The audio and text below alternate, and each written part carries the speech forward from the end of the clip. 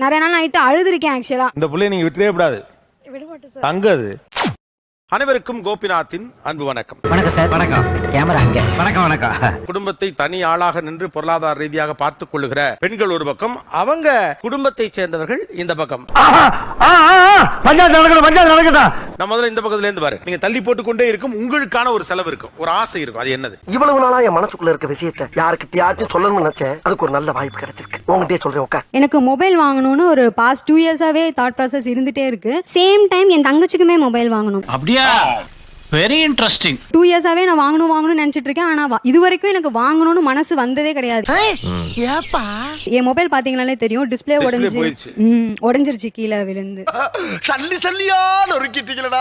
என்ன தேவை இருக்கு, ஆனாலும் கூட காசு இருந்து தள்ளி போட்டுட்டே இருக்கீங்க. யூனிஃபார்ம் சேலை தான் சார். அந்த சேலை வந்து ரொம்ப கிழிஞ்சு கொஞ்சம் கரையா இருக்கும். அதை எடுக்கணும்னு நினைப்பேன், காசு இருக்காது. நல்லா அட்ஜஸ்ட் பண்ணிக்கலாம் அப்படின்ட்டு அந்த புடவையே கட்டி அட்ஜஸ்ட் பண்ணிக்கிறேன், தச்சுக்கிருவேன். இந்த காலத்துல யாருங்க இப்படி இருப்பா? எவ்வளவு இருக்கும் அந்த சேலை? அது சேலை ஒரு 250 ரூபாய் தான் இருக்கும். என்னடா சொல்ற? ஆமாண்ணே. நான் பாத்தீங்கன்னா நகை கடையில ஒர்க் பண்றேன். நெக்லஸ் ஆரம் எந்த பீஸ் வந்தாலும் உடனே போட்டு பாத்துருவேன். அது வரைக்கும் கங்காவே அந்த மாதிரி ஒரு நிலையில நான் பார்த்ததே இல்லை. இப்போ தங்கமா எவ்வளவு நகை போட்டிருக்கீங்க? தங்கமா ஒண்ணுமே போடல. போடா பிக்காளிப்பல. நானே பிச்சைக்காரங்கிட்ட எல்லாம் பிடிங்கி தின்னுட்டு இருக்கேன். ஏன்டா எவ்வளவு நகை போட்டிருக்கீங்க? 21 இயர்ஸ் ஆகுது. மேரேஜ்க்கு இது வரைக்கும் எதுவுமே சேர்க்கல. மேரேஜுக்கு சேர்க்கணும்னா நெக்லஸ் ஆரம் அப்படி வாங்கணும்னு ஒரு ஆசை. சார் எனக்கு 25 இயர்ஸ் ஆகுது. இது வரைக்கும் நான் ஒரு ட்ரெஸ் நானா போயிட்டு என்னோட அமௌண்ட்ல நான் எடுத்தது கிடையாது. நான் படுற கஷ்டம் எனக்கு தான்டா தெரியும். ஐஏஎஸ் படிக்கணும்னு என்னோட விருப்பம் சார். ஆனா அந்த ஐஏஎஸ் ஸ்டூடெண்ட்ஸ்க்கு நான் வந்து சமைச்சு போடுவேன் சார். ஹெட்செட் அப்படிங்கிறது ரொம்பவே தேவை. ஆன்லைன் கிளாஸ்க்கோ தேவை, நான் ஒர்க் பண்ற இடத்துலயும் தேவை. இதனால் தாங்கள் சொல்ல விரும்புவது, அது வாங்கலாம்னு போயிருக்கேன். ஆனாலும் எனக்குள்ள வந்து எதுக்கு வந்து 30 ரூபா வந்து இதுக்கு செலவு பண்ணணுமா? ஹெட்செட் தானே, நம்ம காதுல இப்படியே வச்சு கேட்டுக்குவோமே. இந்த தெளிவு உங்களை எங்கேயோ கொண்டு போகுது. என்ன பாட்டு கேட்டுட்டு அப்படியே ஒரு பஸ்ல உட்காந்து அப்படி போகணும் அப்படின்னு ஆசை தெரியல. Maybe melody song. நம்ம யாருக்கும் இது வரைக்கும் எனக்குன்னு காசு நான் வச்சிருந்தாலும் 3 வேளை நான் இது வரைக்கும் சாப்பிட்டதே இல்லை சார். என்னடி சொல்ற? நீ என்ன சொல்ற? என்னடி சொல்ற? அப்பா இது வரைக்கும் ஒரு செருப்பு போட்டது கிடையாது. அவருக்குன்னு ஒரு போன் இருந்தது கிடையாது. இதான் நான் இப்படிதான் வளர்ந்த, இதான் என் வாழ்க்கை. அவர் காலையில் சாப்பாடே மதியானத்துக்கு மேலதான் சாப்பிடுவாங்க. ஸோ இந்த மாதிரி எல்லாம் இருக்கும்போது நானும் அதே மாதிரி பழகிடுச்சு. நிறைய டைம் ஒரு வார்த்தை சொல்லிடுவாங்க சார், மத்தவங்க பண்ணாததையா நீங்க பண்ணிடுறீங்க.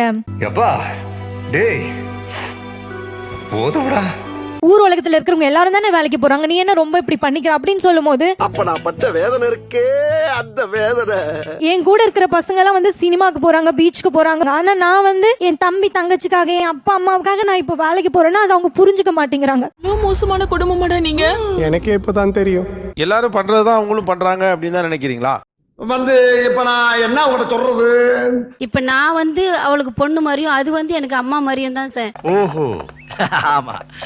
கோவத்தை கொஞ்சம் தணிக்கணும்னா அமைதியாயிடும், அப்படி சொன்னா அமைதியாயிடும் அப்படின்றதுனால அப்படி சொல்லுவேன் சார். உங்க எண்ணம் ராங், உங்க திட்டம் wrong. You are totally wrong. இவ்வளவுலாம் மிச்சம் பண்ணி இந்த காசெல்லாம் நீங்க என்ன பண்றீங்க? தங்கச்சி தம்பிக்கு நான் வாங்குவேன் சார். நீ நல்லவையா. ஒரு 10 ரூபானா கூட எங்க அப்பா என்கிட்ட தான் சார் வந்து கேட்பாரு, அம்மா 10 ரூபா வச்சிருக்கியா அப்படின்ட்டு. நல்லா இருப்பா போடா, உன்னெல்லாம் ஒண்ணும் பண்ண முடியாது. அவங்களுக்காக யோசிச்சியே அப்படியே எனக்குன்ட்டு எதுவுமே நான் செஞ்சது கிடையாது சார். எல்லாம் அவர் ராசி அப்படி. காட்டுடைய எல்லா சத்தமும் ஒரு அரசனுக்கு கேட்க முடியுமா? அது மாதிரி 21 வயசு வீட்டோட ஒவ்வொரு செலவும் உங்களுக்கு தெரியுது. உங்க அம்மா அப்பா நல்லா வளர்த்திருக்கா, மரியாதையோ நாகரிகமோ தெரிஞ்சிருக்கும் உனக்கு. அதனால குடும்பத்தினருக்கு தான் அதோடைய ரியாலிட்டி தெரியும். ஆனா சம்பாதிக்கிறதுனாலே எங்கெங்கெல்லாம் கொஞ்சம் டாமினேட் பண்றாங்க. சொல்றேன், மக்களுக்காக சொல்றேன். வீட்டில் வந்தால் கோவப்படுவாங்க, ஏதாவது பார்த்ததெல்லாம் தூக்கி தப்புன்னு உடச்சி போடுவாங்க. ஏன்டா இவ்வளவு கோவம் வருது உனக்கு? தெரியல, எரிச்சலாவே இருக்கு எனக்கு. என்னமோ நாள் முழுக்க எரிச்சலா இருக்கு. உடனே திட்ட ஆரம்பிச்சிடும் எல்லாத்தையுமே. அந்த டாமினேட் வந்து அதுக்கு நிறைய இருக்குது. அதனால மனசுல கஷ்டம் இருந்தா அப்படிதான் இருக்கும், அதை உடனே வெளியில கக்கிரணும். ஏன் வீட்டுல இருக்கவங்க எல்லாரையும் திட்டுறீங்க? எனக்கு வந்து வீட்டுக்குள்ள நான் நுழையும் போது வீடு கிளீனா இருக்கணும். இதெல்லாம் ஒரு காரணம். யாராவது மொட்டை அடிச்சிட்டு வந்தா அவன் தலையில தபையெல்லாம் வாசிப்பிக்கும். சேர்த்து வச்சு ஒரு இயர்லி ஒன்ஸ் ஒரு உனக்குன்னு ஒரு நகை வாங்கிக்கோ அப்படிம்பேன். ஆனா அவ அதை கேட்கவே இல்லை. அட என்னம்மா நீங்க இப்படி பண்றீங்களாம்மா? எனக்கு வாங்கி போறதை விட எங்க அப்பாக்கு போட்டா எப்படி இருக்கும்னு தோணுச்சு. சோ நான் 2 பொண்ணுல அப்பாக்கு வாங்கி கொடுத்துட்டேன். வெரி குட், நீ நல்லா இருக்கணும். உங்க வாழ்க்கை பத்தி உங்க மனசுக்குள்ள ஒரு கேள்வி இருந்துகிட்டே இருக்கும்ல, அது என்ன கேள்வி உங்களுக்கு மனசுக்குள்ள இருந்துகிட்டே இருக்க கேள்வி?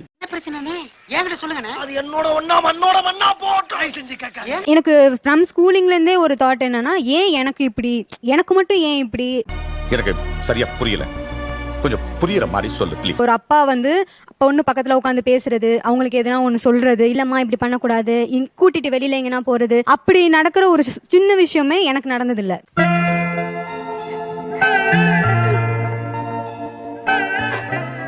நான் தான் மூத்த பொண்ணு, அப்பா இறந்துட்டாங்க. நான் தான் என் தங்கச்சி கல்யாணம் பண்ணி வச்சேன். ஃபர்ஸ்ட் நான் பண்ணிக்கல. நம்ம கூட இருக்கிறவங்கள நாம பாத்துக்கிட்டா நமக்கு மேல இருக்கிறவன் நம்மள பாத்துக்குவான். என்னோட மைண்ட்குள்ள என்ன ஓடுதுன்னா, ஆமா நம்மளும் ஒரு மேரேஜ் பண்ணாம இவ்வளவு நாள் நம்ம நாள் கடத்திட்டு போறோமே. இப்ப இவ்வளவு பேசுற இல்ல, இந்த அறிவு உனக்கு முதல்ல இருந்திருக்கணும். அதான் எனக்கென்று ஒரு குடும்பம் அமையுமான ஒரு கேள்வி உள்ள ஓடிக்கிட்டே இருக்கு. ஆமா ஆமா. எல்லாருக்கும் எல்லா விஷயமும் சில சமயம் சட்டு சட்டுன்னு அமைஞ்சிடும் சார். எனக்கு மட்டும் ஒவ்வொரு விஷயமே போராடி பண்ற மாதிரி இருக்கும். என் நிலைமை ரொம்ப மோசமா இருக்குங்க, சொல்லவும் முடியல, மெல்லவும் முடியல. தம்பிக்கும் கல்யாணம் ஆயிடுச்சு, 2 தங்கச்சிக்கும் கல்யாணம் ஆயிடுச்சு சார். என்ன சிரிச்சுட்டே சொல்றேன்? வெளியே தான் அம்மா சிரிக்கிறேன், உள்ள அழுதுட்டு இருக்கேன். நார்மலா ஏஜ் வந்துட்டு அவங்க மேரேஜ் பண்றது யூஸ்வலா சகஜம். பட் அதுவே எனக்கு வந்து போராட்டமா இருக்கு. வீட்டுல ஒரு கேள்வி கேட்கணும் ரொம்ப நாளா இருக்கும், தொண்டக்குழி வரைக்கும் இருக்கும். அந்த கேள்வி என்ன? அதை சொல்றதுக்கு தான்டா நான் ஆவலா இருக்கேன். நானும் அதை கேட்கறதுக்கு காத்துக்கிட்டு இருக்கேன் சார். நான் இல்லைன்னா என்ன பண்ணிருப்பீங்க அப்படின்னு. நான் இல்லைன்னா என்ன பண்ணிருப்பீங்க? இது ஒரு நல்ல கேள்வி. பதில சொல்றா. ஒருவேளை என்ன பண்ணிருப்பாங்க எனக்கே தெரியல, ஐடியாவே இல்ல சுத்தமா. ஒருவேளை நான் பாத்துப்பேன் அப்படின்றனாலதான் இவ்வளவு நடக்குதா அப்படின்னு கூட எனக்கு தோணும். நினைக்கிறேன் அப்படி பஞ்சாயத்து நினைக்கிறேன். அதை சொல்லு முதல்ல. எனக்கு அடுத்து இருக்கிற தங்கச்சிக்கு மேரேஜ் நான் தான் மாப்பிள்ள பார்த்தேன். எனக்குமே நான் தான் பேசினேன். அப்படியா? ரொம்ப சந்தோஷம். ஏப்பா நான் பொண்ணுன்னு பேச மாட்டேன். ஆக்சுவலி மாமிகிட்டயுமே நான் அப்படிதான் பேசினேன். என் தங்கச்சி பேர் சொல்லி தான் பேசினேன். அவங்களுக்கு அது தெரியுமான்னு தெரியல. சாரி, எனக்கு தெரியாது. ஒரு மாதிரி இருக்கும், சே ஒருவேளை அப்பா இருந்திருக்கலாமோ அப்படின்னு தோணும். நிறைய நாள் ஆயிட்டு அழுதுருக்கேன் ஆக்சுவலா. சரி உடையா, ஆம்பளைக்கு நாம ஆழணும். அப்பா அவ்வளவா எதுவும் செய்யலனாலுமே அப்படி ஒரு கேரக்டர் வந்து வீட்டுல ரொம்ப இம்பார்ட்டன்ட் ஆக்சுவலா. ரொம்ப கரெக்டா சொன்னப்பா, இது முதல்ல சொல்லிருக்க கூடாதா? அப்படி இல்லனா நம்ம உண்மையா சொன்னாலும் அது பொய்யாயிரும், நம்ம சரியா இருந்தாலும் அது தப்பாயிரும். கரெக்டா பேசுறான்டா அவன், நான் கூட சரியா நல்லா பேசுறான்டா. அவர் பொறுப்பே இல்லாம இருந்தாலுமே கல்யாணம்ன்றப்ப அவர் முன்னாடி வந்து நின்னா அது அந்த இடம் கம்ப்ளீட் ஆகும். இந்த புள்ளைய நீங்க விட்டுறவே கூடாது. தங்க அது கடன் வாங்கிட்டு அதை திருப்பி தரணும்னா அந்த இடத்துல நான் தான் வந்து பதில் சொல்லணும் அப்படின்ற ஒரு சிச்சுவேஷன் கிரியேட் பண்ணும்போது ரொம்பவே கஷ்டமா இருக்கும் சார். அது ஏன் நான் பதில் சொல்லணும்? அப்படி கேளுங்க. இப்ப கேட்டீங்களே நியாயமான கேள்வி. வேலைக்கு போகலன்னா என்ன செய்வீங்கன்னு எங்க வீட்டுக்கார்ட்ட கேட்கணும். அந்த டவுட் எனக்கு ரொம்ப நாளா இருக்குடா டாடி. இப்போ உங்களை எல்லாம் படிக்க வைக்கிறாங்க, எல்லாத்தையும் அவங்க தான் பாத்துக்கிறாங்க. வீட்லயும் அப்பாவோட சப்போர்ட் இல்ல. அம்மாவுக்கு நீங்க என்ன சொல்ல ஆசைப்படுறீங்க? நீ கேக்குறதுனால சொல்றேன், சொல்லு. இன்னும் கொஞ்ச நாள் வேலை பார்த்தா போதும், அப்புறம் நான் கொஞ்சம் ஹெல்ப் பண்றேன். நானும் வேலைக்கு போயிடுவேன், நான் பாத்துக்கிறேன் ஃபேமிலியை.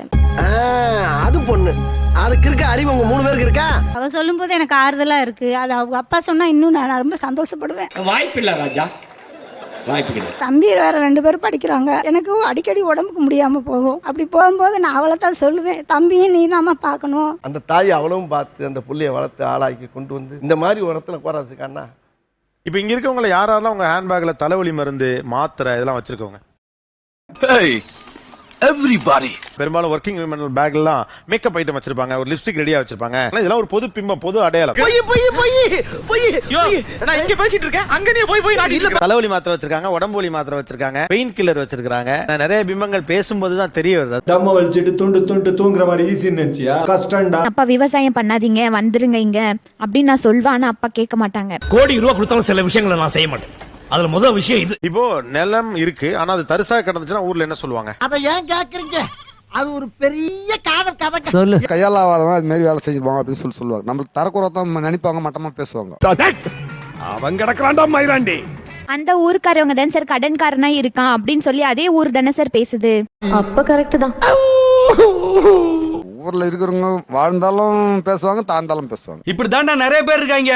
என்ன பண்றது, விட்டு தொலைக்க வேண்டியதா? பேச போறாங்க இல்ல சார், அதுதான் பேசிட்டு இருக்காங்க. பட் அவருக்கு நான் புரிய வைக்க ட்ரை பண்றேன். பட் என்னால புரிய வைக்க முடியல. அவருக்கு முடியல.